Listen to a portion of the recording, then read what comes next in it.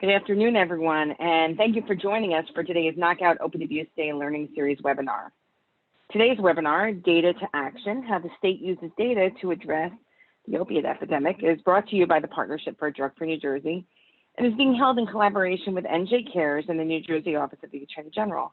And I thank them for their partnership, support, and collaboration on today's learning activity. We have an exciting panel of experts for this learning activity.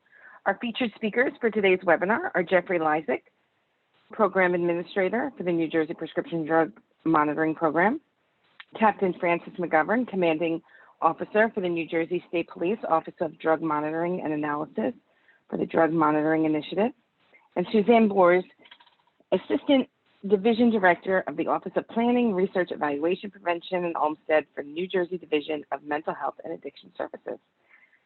I want to thank all of you once again for being with us here today, both our attendees and our expert panelists. And now, Jeffrey, I will turn the activity over to you to start. Thank you, Angela. Hello, everybody. My name is Jeffrey Lysak, and I am the Administrator for the New Jersey Prescription Monitoring Program, abbreviated as the NJPMP.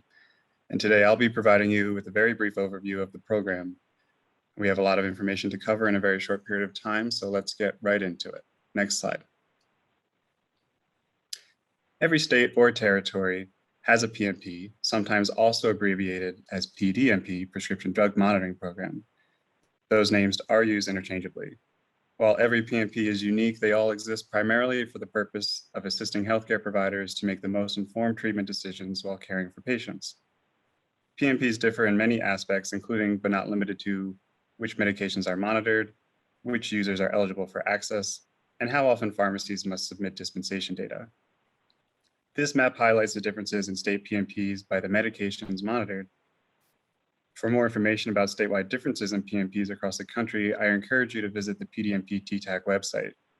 And because every state has a PMP, it allows us to connect with one another to broaden our scope. This is very important for a small state like New Jersey, where it is very common for patients to travel to New York and Pennsylvania for treatment. The NJPMP is currently connected to 18 additional state PMPs, primarily in the Northeast area and along the East Coast. Next slide. The NJPMP has been operational since September of 2011 and has collected over 120 million prescription records to date. The NJPMP collects dispensation records from all New Jersey licensed outpatient pharmacies for all prescriptions for controlled dangerous substances in Schedules 2 through 5, which includes opioids and benzodiazepines, among others, as well as non-scheduled medications, human growth hormone, and gabapentin. All of the medications monitored by the PMP are prone to abuse, misuse, and diversion. Pharmacies are required to report dispensation data to us on a daily basis. It's important to note that we do not collect any prescription records from inpatient facilities, such as hospitals, long-term care facilities, or any other location where a patient is provided with 24-hour care from a supervised healthcare professional. It should also be noted that medication-assisted treatment and substance use disorder treatment facility information is currently protected under federal law 42 CFR Part 2 and is not shared with the PMP. Next slide.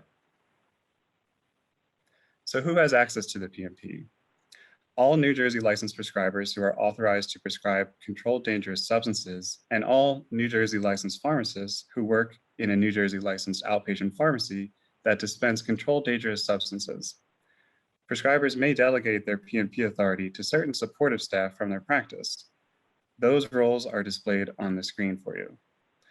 All NJPMP users must certify that the patient request being made in the NJPMP is for the purpose of providing healthcare to or verifying information with respect to a new or current patient. Next slide.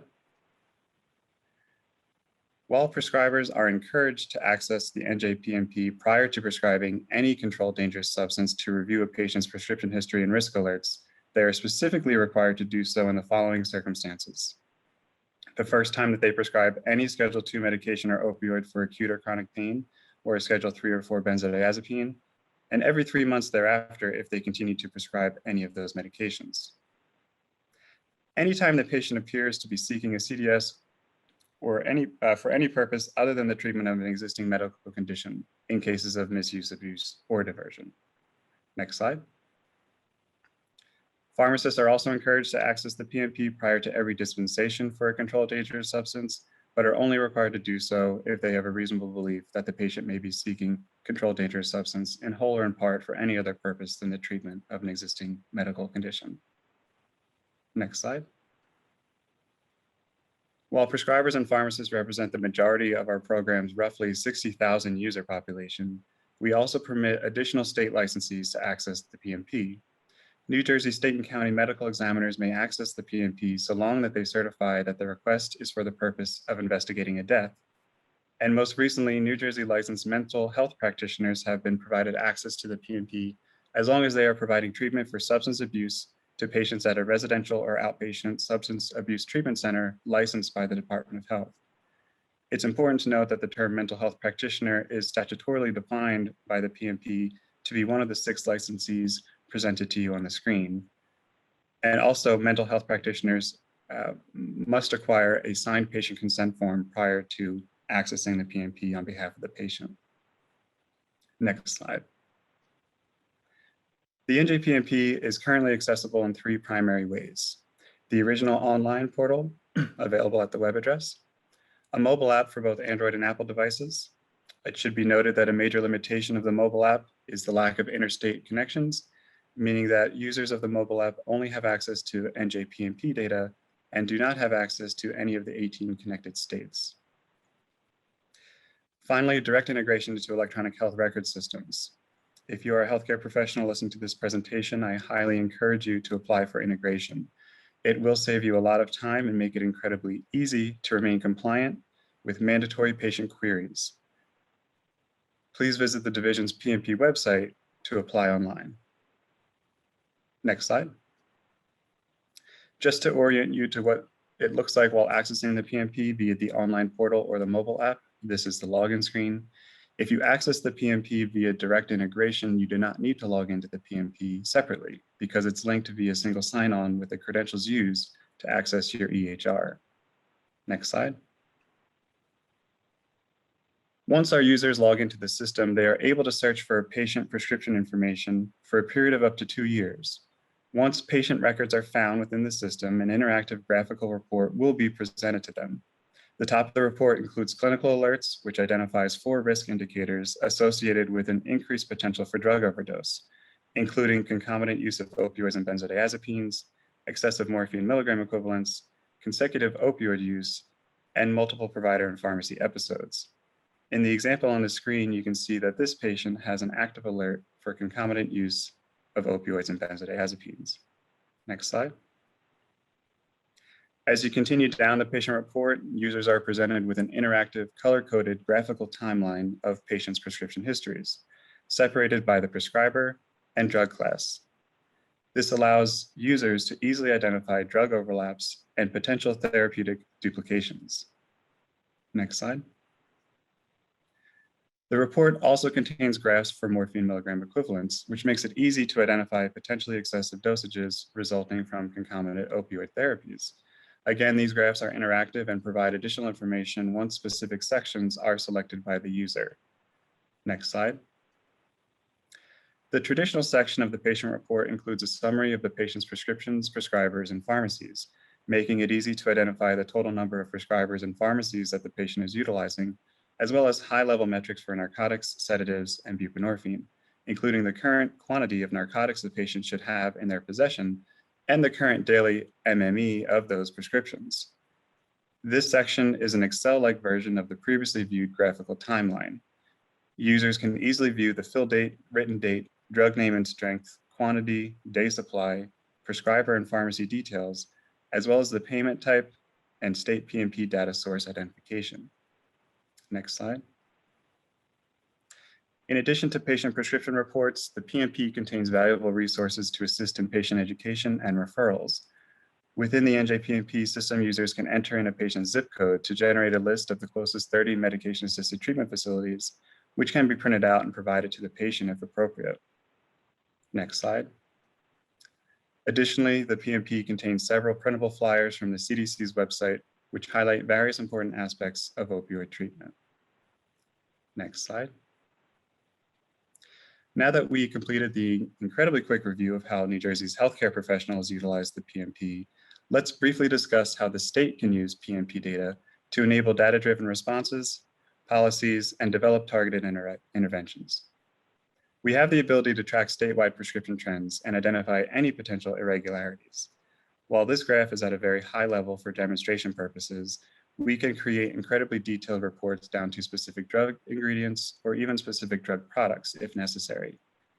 At this high level, you can see that the prescription opioid dispensations have dropped precipitously year over year since peaking in 2015. Next slide. This slide contains the same data as the previous slide. It's just separated by drug class to make it easier to see those specific trends, and you can easily see the large decrease, almost 37% in opioid dispensations over the last 6 years. You can also see that benzodiazepine and sedative hypnotic prescriptions have decreased year over year as well. The other category is predominantly comprised of stimulants and gabapentin. You see a very sharp rise in 2018 in the other category, and that's due to the fact that the NJPMP only started collecting gabapentin dispensation data in May of 2018. Next slide. Again, I'm just showing you another example of how we can analyze statewide prescription data. Here, the data is broken down by drug schedule, and we can see the comparison between all drugs being monitored and opioids. When looking at all monitored drugs, Schedule 4 is the most common, which is the class that contains the benzodiazepines, whereas when just looking at opioids, we see that Schedule 2 is the most prevalent.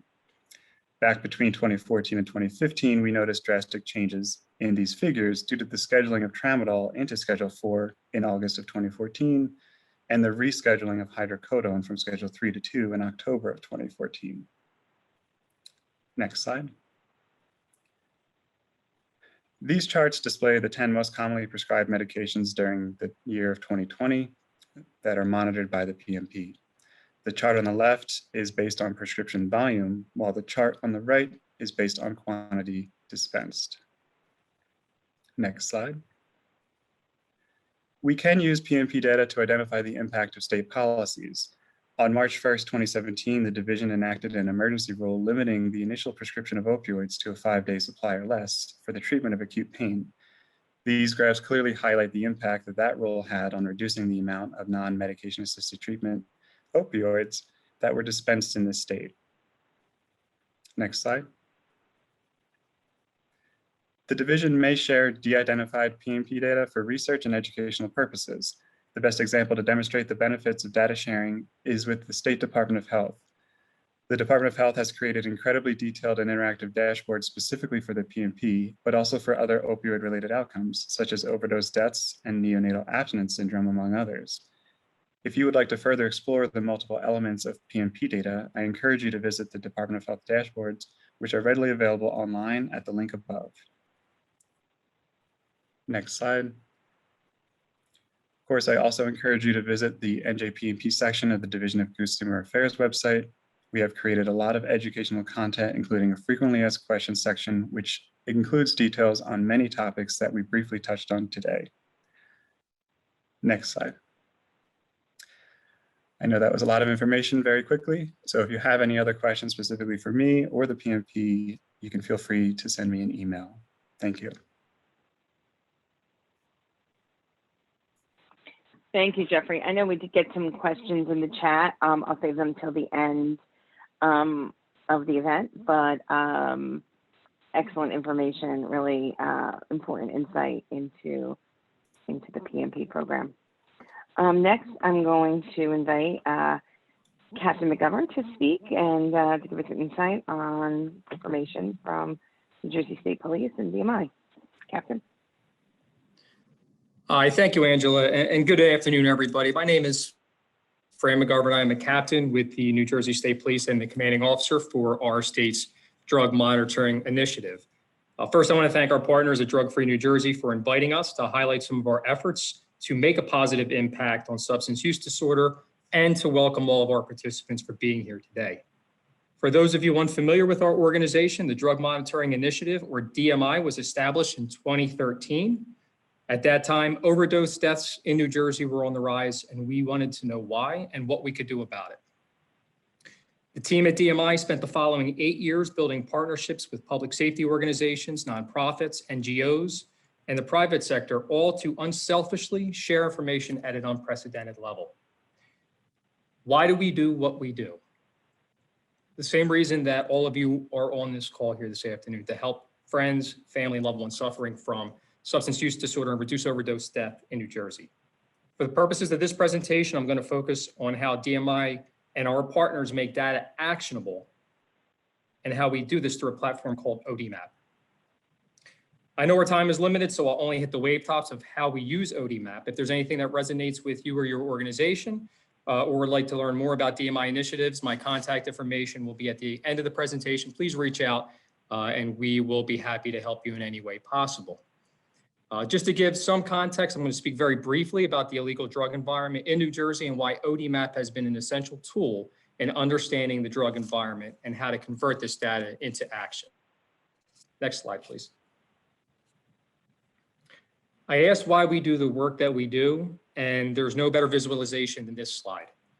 And to be clear, I am very mindful that while I will talk about statistics and numbers, these are not numbers in the abstract. Each and every one of these numbers represent a dear loved one, a friend or a family member that has fell victim to substance use disorder. And this graph tells that story. And as you can see here, drug overdose deaths continue to be a present and clear danger to the health and safety of our loved ones, despite the increased availability of naloxone. What caused this growth in overdose deaths?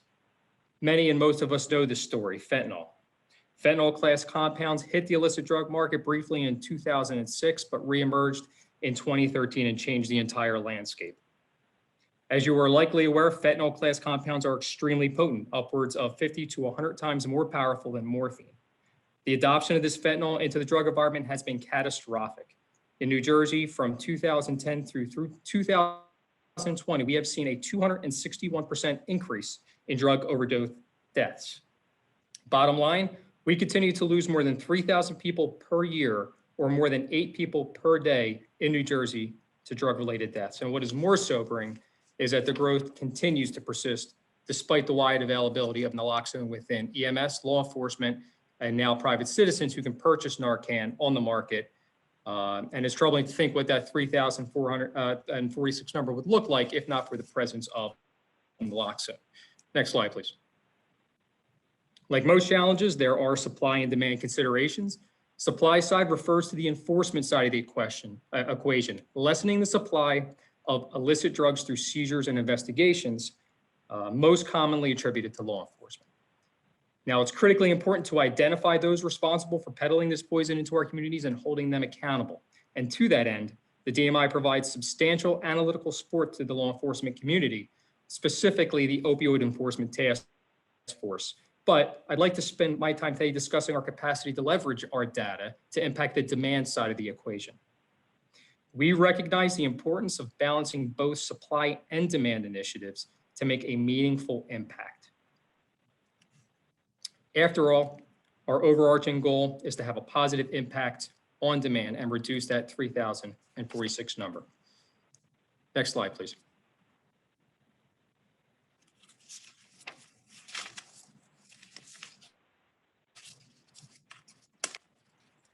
ODMAP allows us to analyze naloxone administrations statewide. This gives us the ability to maintain strong understanding of the drug environment and the prevalence of overdoses on any given day. Now, it's important to mention that this does not give us the complete picture, but it does give us one major piece that we can cobble together with other indicators to know the impact of overdose events in the state. Since 2014, New Jersey has seen a 179% increase in the administrations and are seeing roughly 15,000 per year. We have seen a relative leveling off during the last couple of years, but we are still seeing anywhere from 30 to 40 administrations per day, which is still remarkably high.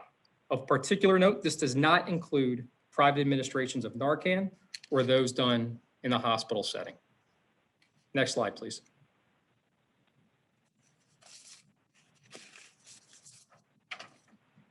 So let's talk about ODMAP. How did we get there and what is it used for? The Overdose Prevention Act of 2014 mandated all law enforcement in New Jersey report overdoses within 24 hours. The way we have captured this data has evolved. Originally, it was very low tech. It was old paper forms that were delivered via fax or email. But when that volume grew to more than 5,000 incidents per year, we needed an innovative solution. So we were able to work with our partners at Washington, Baltimore, HIDA to develop that solution.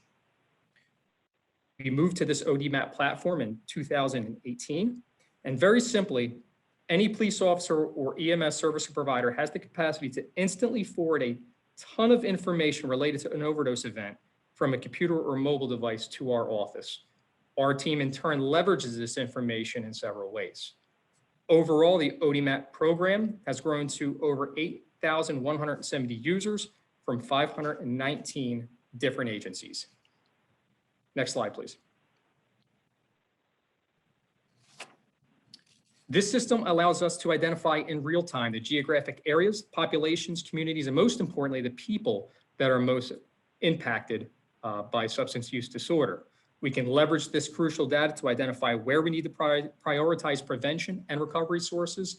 And within 24 hours, we are provided incident information, victim information, naloxone administrations, how many times it was administered, how many doses, the suspected drugs that were involved, and treatment and resources provided at the time. Next slide, please. So why is ODMAP so important to us and how can we use this data? Next slide, please. A big buzzword of late is data to action. Having the capacity to capture this vital information in real time gives us the opportunity to do just that. And this is, after all, what intelligence-led policing is all about. However, instead of crime, we are using the same practices to inform our response to the drug environment. We use the ODMAP data to, number one, recognize emerging threats, and I'll talk about spike alerts and what that means, understand drug harms across the state at various levels, and to identify the areas, populations, and people most at risk.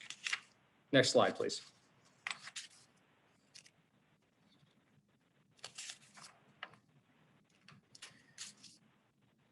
This data allows us to know and respond to public health emergencies. The real-time nature of this data collection allows DMI to establish essentially a biosurveillance tripwire to identify increases in overdoses or if a bad batch multi-overdose event occurs. So in other words, if a particular bad batch of opioids is causing large-scale overdose events, we want to know about it and we want to have the capacity to act quickly. Spike alerts are triggered when a county sees a significant rise in overdoses within a 24-hour period. This is monitored 24/7 by our DMI staff, and once a spike alert notification has been received, our personnel will review the overdose incidents and determine next steps. Next slide, please. And this is just another visualization of a recent spike alert report that we received out of Middlesex County. And as you can see, when the overdoses are tightly clustered like this, it gives us the ability to deploy resources and notify the appropriate agencies of the overdose event. Next slide, please. We also use this data to understand drug harm at the state, county, and local levels. What I like to say is the where and the who. It's critically important to understand where resources are needed most. Resources and funding are finite. We routinely conduct spatial analysis to see where we are glowing red or purple for this example. This allows us to collaborate with our county and nonprofit partners to focus outreach resources, whether that's tactical recovery coach outreach, community education, naloxone distribution, et cetera. This slide demonstrates the analysis we do from a couple different perspectives, from the 30,000-foot strategic perspective on the left, and on the right, a more granular tactical perspective. On the left, much like crime density maps, we map out the quote-unquote hotspots of overdose events. This allows us to educate policymakers where the problems are on a large scale, and that's used for funding and resource allocation and planning. As you can see, the Philadelphia and New York metro region illustrate our largest challenge on the larger level. On the right, on a more granular and tactical level, the table on the right depicts the analysis of the actual city blocks within New Jersey where the most naloxone administrations have occurred within a period of time. We know within a city block area where services and outreach are needed most. Our partners at Rutgers University and the Department of Human Services use this data to conduct community-based trainings, and they've also disseminated naloxone. That program has conducted over 700 trainings and distributed over 10,000 naloxone kits to date. Next slide, please. As it pertains to the WHO, we want to have the capacity to look at demographic information to paint a more comprehensive picture and inform our response. Now, on this slide, you can see that using strictly law enforcement data between 2017 and 2020, New Jersey experienced 14,600 reported overdose events where naloxone was administered. Of that, 2,234 or 15% overdosed on multiple different occasions and received naloxone each time. These are folks who have essentially been brought back from a probable fatal overdose and continue to suffer from substance use disorder. This population is in significant risk.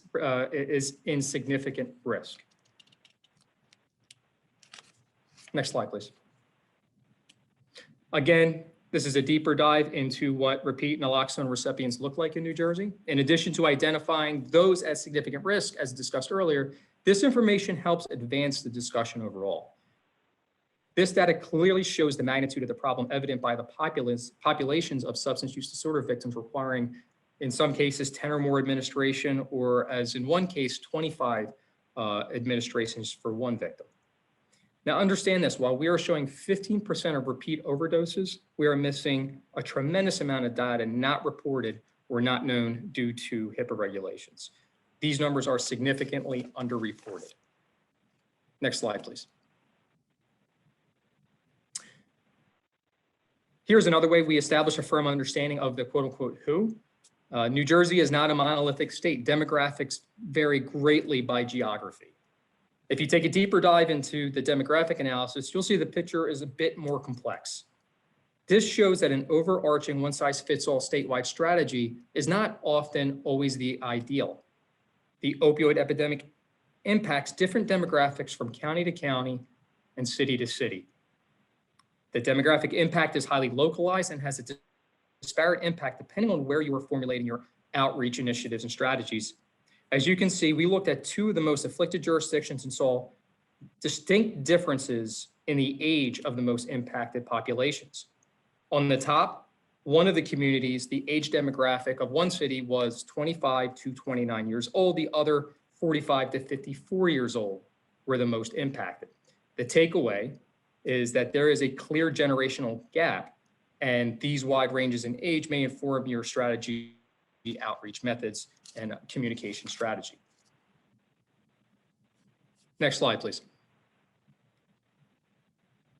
Now that we talked about the where and the who, let's talk about how we can use this data to interrupt the cycle of overdose, the data to action piece.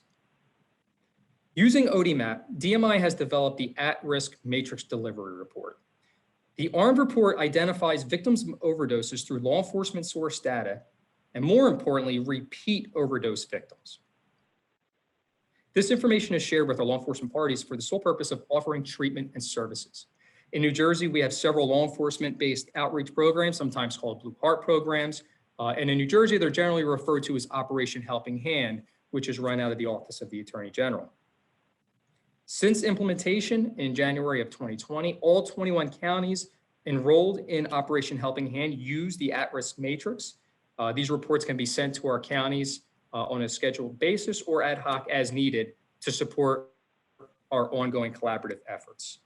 And to date, using this data and being proactive with it, more than 700 individuals have been connected to care. Next slide, please. Another benefit of doing this analysis at the state level is that the ARMED report allows the state police to fill a key information gap. We have the benefit of having that 30,000-foot view to see interjurisdictional overdose events. So if John Doe overdoses in Camden County, Gloucester County, and Salem County, the Camden County resources may not know about the other overdoses in their other respective counties. We can arm that particular county with this information so they know that this particular substance use disorder victim is in fact a multiple overdose victim. Next slide, please. As a case study, success came out of Somerset County. On this occasion, Somerset County used the ARM report in their strategic plan and demonstrated a clear proof of concept. The county was coordinated into 3 teams consisting of 2 detectives from the prosecutor's office, a counselor and recovery coach, and a social services caseworker. They used this information from the ARM report to coordinate outreach services, and in one day, in an 8-hour shift, they made 20 connections to substance use disorder victims. Of the 20, only 1 refused services. 16 families were provided with services and resource information on Operation Helping Hand, and 9 individuals were successfully referred to either a rehab or sober living facility. Another prominent example where ODMAP supports prevention and recovery is our collaboration with the Hope One and Rowan University. In partnership with Atlanta County Sheriff's Department, Rowan University and Hope One uses ODMAP overdose data, and within 72 hours, a mobile response unit will offer critical support for victims of suspected overdose. If anybody on this call would like some more information on the efforts in Somerset County or more information on Hope One, please reach out and we can provide more detail and connect you with someone with that respective program. Next slide, please.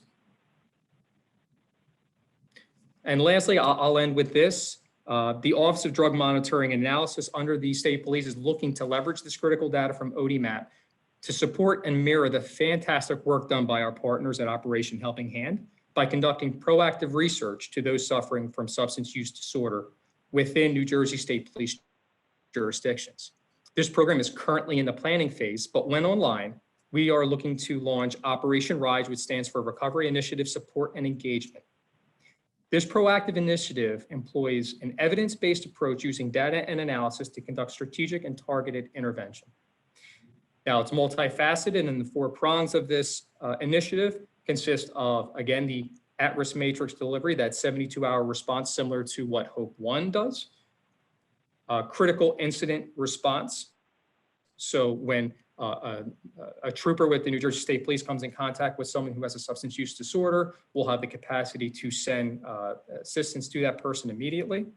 There's municipal court intervention, and lastly, recovery coach addiction training. Next slide. In the coming months, our DMI will be bringing to our staff several recovery specialists who will be assigned geographic regions. For instance, in southern New Jersey, we have broken the lower 6 counties into 3 pairs where each RISE advocate will be responsible for 2 counties: Camden, Gloucester, Cumberland, Salem, Atlanta, Cape. As you can see, we've pinpointed the most problematic regions within those counties. Our advocates will know where to focus community engagement, event planning, naloxone distribution, et cetera. And using the ARMED report, the advocates, much like Hope One, will look to conduct outreach to substance use disorder victims within 72 hours of an overdose event. So in closing, our message to our law enforcement community on the call, when your officers are asked to engage in ODMAP, it is very much appreciated, and obviously you can see there is a purpose behind it. I know in law enforcement, we are inundated and continually asked to do more with less, but just know that the work you do in your engagement with ODMAP makes a difference. And to the rest of the call, I'd like to leave you knowing that law enforcement community is committed to making a positive change and advocating for those suffering from substance use disorder. I understand there may be some questions, and I will stay on for the duration and be happy to answer any questions that you may have at the end. Thank you very much. Thank you very much. I think that was a lot of information, but it was really presented in a way to help make us all understand, how this can be used to really make a difference. So thank you for that. I'm now going to turn over the presentation to Suzanne Boers from the New Jersey Division of Mental Health and Addiction Service. Suzanne?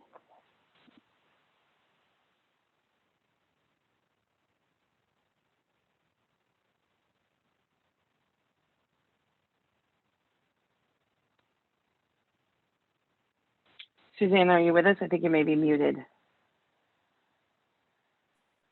Sorry. Okay, once again. Okay. We'll try again. No worries, no worries. Welcome. Yeah, thank you for inviting me to this webinar. And I'm going to go through how the Division of Mental Health and Addiction Services uses its particular data to address the opioid epidemic. So we could just start moving along. Next slide. So the systems I'm going to mention today are listed here: NJSAMS, our substance abuse overviews, our provider performance reports, our need and demand estimates, our New Jersey household survey, our middle school survey of risk and protective factors, and Chartbooks. So these are systems that are pretty much specific to our division, the DMHAS. This isn't to say we don't use other data sources. We're constantly using data from our other partners like the state police, but I was going to focus basically on our division data systems. Okay, next. So the New Jersey Substance Abuse Monitoring System that we call NJSAMS is our big administrative data collection system to gather information on clients who receive substance abuse disorder treatment in New Jersey. And it's used by all licensed providers in New Jersey. It's a requirement actually in regulation. It collects demographic, substance abuse, financial, clinical, and service information. It contains all the different clinical assessments that we require our providers to complete. For instance, the level of care for placement into treatment, the DSM-5. Okay, was developed in response for the need for timely reporting on substance abuse treatment episodes, better monitoring of client outcomes, quality improvement, improved client placement, treatment utilization, and tracking of treatment through the continuum of care. We use it for our needs assessment, planning, program development, research, and budget purposes. We provide data from our system in response to questions that we get from the federal government, stakeholders, providers, legislators, reporters, management, and other interested parties. So the system contains nearly 1,000 data elements and over 1 million records, which date back to 2006. Okay, next. So here's an example of some of the data we use. This data we pull from our NJSAMS. We're always looking at our trends in admissions, and we look at two things, both duplicated counts and unduplicated counts. So for instance, here you can see the impact of COVID-19 in 2020, where admissions have dropped off significantly. You know, we see that in 19, we had over 98,000 admissions and dropping down to 82,000 admissions. And also, this chart illustrates, again, the number of admissions, and the to the rightmost is the unique clients, the individuals who account for those admissions. So most of the time, the multiple admissions are reflecting movement through levels of care, not necessarily relapse. You know, some of that is relapse, but it's generally the way we track our data. Anytime a client enters a new level of care, it's recorded as a new admission. Okay, next. Right, this slide gives a little snapshot. You know, I took some snapshots from our reports, and on this one, I also provided the URL. If you're interested, you could go to that URL and look at our substance abuse overviews. So this snapshot is showing the primary drug of admission, and you can see in New Jersey, it's certainly heroin and other opiates at 48%. This is then followed by alcohol at 31%, and then marijuana at 11%. So the heroin opiate primary drug admission is, you know, top in New Jersey, and it tends to be that way in most of the northeastern states. You won't find this pattern in other states. You know, as you go across the country, oftentimes it's alcohol that's the primary drug of admission. And also, if you look at this snapshot, you know, we present the levels of care that people are getting admitted to, and you can see that most clients are in outpatient, and 12% are in some form of opioid maintenance, either outpatient or intensive outpatient. To the right, it shows is medication-assisted therapy being planned in treatment, and there you see that you know what we have there. But one of the things driving down into this, we show that 48% of our admissions are due to heroin or other opiates, but only 12%, if you look at the chart on left, are in actual opioid treatment program. So right there, we have a big disconnect, right? These folks aren't in programs that, are using medication-assisted treatment. And the other thing too, you notice from this data that medication-assisted therapy is only planned for like 22% of our clients. Vivitrol is usually for alcohol, but in terms of opiates. So this is is problematic, and we look at this all the time because we know that medication-assisted therapy is the gold standard of treatment for individuals that have an opioid use disorder. And our division promotes this. Certainly SAMHSA promotes this. And currently our division runs campaigns to promote this, about how medication assisted treatment can help with one's recovery. All right, next. This is another snapshot from our substance abuse overviews that's showing admissions by county and the rates. So this gives you a picture. Our data, we could drive our data down to the municipal level actually, but most of our planning is at the county level, and we work closely with our county alcohol and drug directors. So we have, easily viewable, public reports to show, data by county.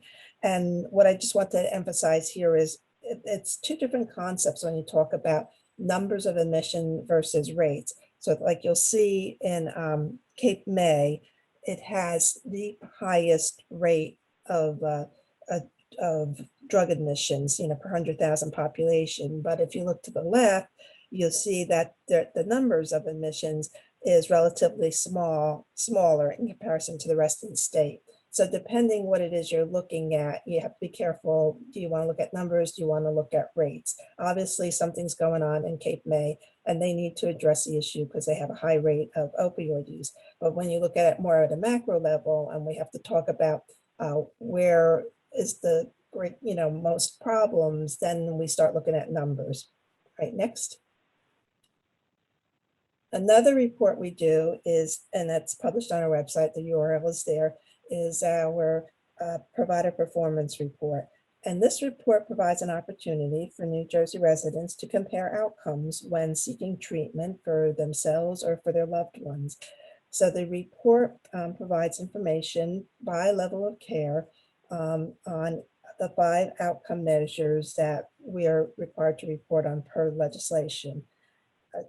I have a note at the bottom of that. How this came about is the Senate and General Assembly enacted an act requiring us to prepare an annual substance use treatment provider performance report. The report shall show and compare the overall performance of each substance use treatment provider in the state with the statewide average performance based on the national outcome measures for each level of care. So as I said, you can go to our website, pick the level of care that you're interested in, and you will see every single provider's information presented there. And we pull this information from our NJSAMS reporting system. Next. One of the things we do is what we call our need and demand estimates. So we use our NJSAMS data and our New Jersey Household Survey of Drug Use and Health to get at this information. So in this one, this is a treatment demand chart that we prepared. And again, we show it by county. So counties have this information as well, besides the statewide average. You will see that there's a 40% unmet treatment demand down there. We get at this by combining our 2 data sources from the household survey and our NJSAMS data. And you can see, in the columns down there, what the met demand is. For 2019, it was a little over 56,000. The met demand means actual unique individuals who presented for addiction treatment. And then the unmet demand is computed using our household survey data to come up with an estimate of what's the unmet demand. And that's how we eventually arrive at, we add the 2, and that's how we arrive at, our treatment gap number. So we have a significant, gap in New Jersey, and it tends to hover at that each year. Okay, next. The other thing we look at is what we do is our needs assessment. And again, we do this by county as well as providing a statewide total. And you'll see that we have 581,000 New Jerseyans who need either alcohol or drug treatment. And for the alcohol need number, we have two columns there, need for alcohol treatment, need for drug treatment. For the alcohol need, we use our New Jersey household survey. For the drug need, we use an estimation technique called capture recapture, because individuals are not so forthcoming with reporting their illicit drug use. So we actually use this methodology against our existing data system to come up with it. So this gives you a picture of, the need for treatment in New Jersey, which is significant. So the big, issue here is just because there's this need doesn't mean people want it, but you can see that we have a significant need for addiction treatment in the state of New Jersey. All right, next. We do something that we call is the middle school survey. So the New Jersey Middle School Risk and Protective Factor Survey. We do this every 3 years to understand drug use in our youthful population. This is a large-scale survey of 7th and 8th graders, and we just completed our most recent one. We don't have the data available for that yet. It'll be ready in several months. So I just took a little snippet from the last one that was completed, and it examines the risk and protective factors associated with substance use for youth in middle schools. And we take a random sample of schools that we're selecting to be in the survey, and then actual schools that participate. So in this one, we had 59 schools participating and about 4,600 students who responded. And we use this data a lot for our prevention programs because we, as a division, as a single state authority, cover the lifespan when it comes to prevention. So we have our prevention programs range from youth to old age or older adults. And this gives you a little picture of how early the issue starts with opioid use. So you see there, 1.4% of these kids were reporting other illicit drugs that they had used at some point in their life. So, as I said, we try to be proactive and we start working with youth. As I said, we could go across the continuum of age. All right, next. This is a snippet from the New Jersey household survey on drug use and health that I was just speaking about. So this, just shows based on this survey, what percent of the sample responded that they ever used illicit drugs, and who used it in the last 12 months and who used it in the last 30 days. And when you apply those percentages against the total adult population of New Jersey, which was almost close to 7 million people, you'll find that we had about 661,000 adult New Jerseyans reporting some form of illicit drug use in the past 30 days. Next. Oops, I almost had a sneeze coming out, so excuse me if I sneeze. And this chart just shows you specifically the drugs that are being reported, as a result of this survey. And you can see down there with regards to heroin, 3.6% reported some lifetime use, 0.7% reported last 12-month use, and 0.2% reported last 30 days use. So when you multiply those percentages against the total population, you end up with some pretty significant numbers. Okay, next. Another document we have that we use often for prevention planning and whatever is our chart books. And these chart books utilize social indicators, which have been shown to have strong relationships to drug and drug use problems.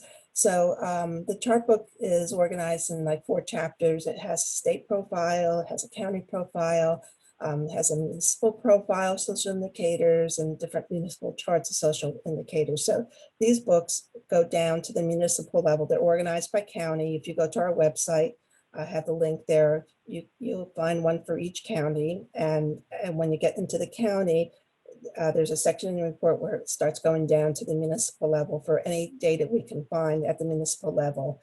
So basically, it helps identify social and health problems directly or indirectly related to substance use to aid in the assessment of needs for treatment and prevention services using key social indicators, identifying risk and protective factors that affect health outcomes. Next.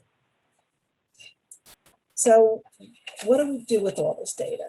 We actually use this data to develop our programs, because as a single state authority, that's our job to do. We develop prevention programs, treatment programs, recovery programs, early intervention programs. And these programs involve, just some of them to talk about, involve preventing overdoses, those that help avoid relapse, that provide recovery supports, that involve peers, that add wraparound services, that increase access to medication and education. And here in this grouping, I listed a few of our programs. This would be a whole nother day story if I had to talk about these programs, but just so you get an idea of how data helps inform our decision-making and our planning and creating programs. So we have our opioid overdose recovery program, which is a peer-delivered service in the EDs. We have our support teams for addiction and recovery that provide wraparound services. They're in every county. We have a telephone recovery support line. We have our opioid reduction options program that's in the EDs to help reduce the writing of prescriptions, of opioid prescriptions in the ED. We've established community peer recovery centers and are establishing more. We've developed intensive supported housing for clients who have an opiate addiction. And we also have a women's intensive supported housing program. We have our opioid overdose prevention network and our opioid overdose prevention program. These two programs focus mainly on distributing naloxone and training people, and they train all kinds of target groups. If anybody needs training on this and kits, the naloxone, these two programs are there for that purpose, which certainly is a key weapon in trying to help prevent overdose death. And next slide. And the other cluster of programs I just put in there is those that help increase access to medication-assisted treatment, because as I mentioned earlier, medication-assisted treatment is the gold standard in the treatment of opioid use disorder. So we have programs around low-intensity buprenorphine induction. We have them going on at some harm reduction centers and trying to expand that. And we'll be working with emergency medical services with DMHAS, with the administration of buprenorphine. We have a MAT program in all county jails. All the jails now have a program going on. We are issuing buprenorphine, what do I have here? In emergency departments. We have our intensive recovery treatment and supports program, which is in all the prisons in New Jersey, in 13 prisons. And some clients actually will be given MAT before they leave the prison. And then we have recovery specialists that are working with these clients, for up to a year to get them hooked up to services. We've stood up interim services for those folks who need to wait for treatment so they don't get lost in the cracks. Sometimes there's a wait list or the agency doesn't have available at the moment. So this is intended to do something with those clients before they can officially get admitted to treatment.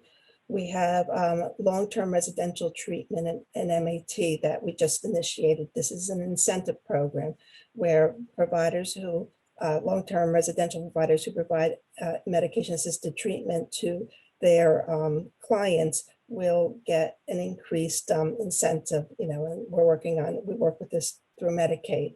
We have open access methadone. This is a program where now certain ones of our opioid treatment programs are expanding their office hours to the evenings and the weekend. There's the matrix model, the office-based addiction treatment called the OBOTS, and this was developed by Medicaid, and we work very closely with Medicaid in trying to support this initiative. We have a whole OBOT support system where we have centers of excellence who are training the people who are involved in this on MAT. And then we also do some extension for community healthcare outcomes. They're known as ECHOs, and the ECHO programs are usually a series of classes or for providers, on a certain topic to be involved with, where they review a case and what they did for that, and it's a real learning experience. So one of the ones we have out there right now is trying to address the how to handle addiction clients in primary care. Okay, next, I think that kind of sums up, what I had to say. And any questions, you can contact me. Thank you. Thanks so much, Suzanne. And I know that we're coming to the end of our time. I do want to ask a few questions, but before I do that, I do want to acknowledge that I know many of our attendees may need to jump off now at the end of the hour. So I know that all of our speakers provided contact information. If there is a question that you ask, you're not able to stay on, you can reach out to them, or you can send an email to us at the Partnership for Drug Free New Jersey. And I, again, appreciate everyone being with us today, as well as our panelists who provided such incredible information. And I will share that all of the sources of information that were shared with us today are actually the catalyst for this learning series that we have, because that is what we used to create Knockout Opioid Abuse Day and all of the other activities that led to this learning series. So really great information. Suzanne, before we move on, just a quick clarification. When in the charts that you provided in the heroin numbers, did that include fentanyl? That was a question. No, heroin is heroin. Okay. And currently our data system isn't capable of capturing fentanyl. We're going to be adding that as a drug choice, because we do know people actually choose to use fentanyl. Okay, great. Thank you for clarifying that. And Jeffrey, clarification for you on the prescription list that you shared snapshots of. Does that include the number of pills or prescriptions that a pet may receive, or an animal? It is quite possible. If that prescription was processed at an outpatient pharmacy, it is certainly possible that those numbers would be included in those totals. Yes. All right, great, thank you. And Captain McGovern, can you speak about where the main source of fentanyl may be coming from, what you're seeing, and how that relates to the hotspots that you mentioned? Certainly. So historically, when we first started seeing fentanyl and its analogs, it was historically coming out of China, where it was being manufactured and brought into this country. However, over the last few years, we have seen an increase in the presence of trafficking from our southern border at this point. All right, great, thanks so much. And again, I know we're running out of time, so I have a question, I guess. Jeffrey, we'll start with you. All of you have shared these important life-saving resources. And how do you hope, or how can attendees of today's learning activity really utilize them and bring them to their communities, to the grassroots level that they represent? So Jeffrey, I'll start with you. Yeah, I mean, the NJPMP, of course, is first and foremost a healthcare tool. So, it is specifically designed to help our prescribers and pharmacists. Prescribers, even more so, because they are the ones who, of course, initiate the therapy. Pharmacists have a corresponding responsibility to verify that prescription order is valid and being used for a valid purpose. But obviously, the first step is with the prescribers. The PMP is an incredibly useful tool. especially now that we have the integration available. It is so quick. You can get results within seconds, get that extra information about your patients, make sure that certain medications are being prescribed appropriately. So our aim, of course, is to increase utilization from our healthcare practitioners, more so than anybody else, because that is what we're designed to do. So if you're not registered, if you're not integrated, if you're not using the PMP, and you're a healthcare provider that's eligible to do so, we strongly encourage that you do. And obviously, there are certain situations where you are statutorily required to do so. So that would just be my comment for sure. All right, great. Thank you so much. And Captain McGovern, how can people use the data that you guys have available? I think that's a great question. So I think that, from the state police's perspective, historically, we've done a great job of using this data on the investigative side to identify those responsible for sourcing and distributing these illegal drugs into our communities. But there is an increased prioritization of using this data on the other side of the equation and using it to make a positive impact and connect substance use disorder victims to services. So what I would say to that is those on the call that are part of county organizations, nonprofits, NGOs that are involved in planning or outreach or education, I'd ask that you reach out to us. I think we have a tremendous amount of data that we can leverage to inform and guide you and coordinate some of the outreach efforts. So please use us as a resource. You have our information. You have my personal email and the email to the DMI itself. So if your organization would like to leverage some of this data to inform your response, or would like to learn a little bit more about DMI, please don't hesitate to reach out. All right, thanks. And Suzanne, before we go to you, I just want to mention to all of our attendees, there is a poll. If you could provide us some feedback on today's event, I would appreciate that. And also, I know there's been some questions about how to get a free Narcan kit. We'll provide that information in the post-event email as well. So if that's information that you need, we'll send that out to you, as well as a link to a recording of this presentation from today and the slides. But Suzanne, to wrap us up for the day, can you share how you think that the attendees today can best use the information that you shared, which I know is so many resources, but Suzanne? So, one thing you can look at, again, is our substance use overviews and see where the drugs of admission or the types of drug of admissions, because if you go through this report, it's a lengthy report. It will show each drug of admission by county, and then there are overviews for every single county. So if you select on a county, you will be able to see the information broken down at the municipal level. So you might focus on, you see in your town a big problem with heroin. You might want to be working then with your local authorities, contacting your prevention agency there, working with your regional coalitions to focus on, we see a problem here, what can we do? As I said, in each county, we have numerous resources. As I said, we have regional coalitions, we have our county alcohol and drug directors. So they are people you can, contact for more information or concerns, or to see what's going on in your particular county. And like I said, we have such detailed data in our administrative data system. You can always, send me an email if there's a particular thing you want to look at, because I had mentioned earlier, right, we have like 1,000 data elements in the system. So if there's something you want to really hone down on, you can always ask. Oh, great. Thanks, Suzanne.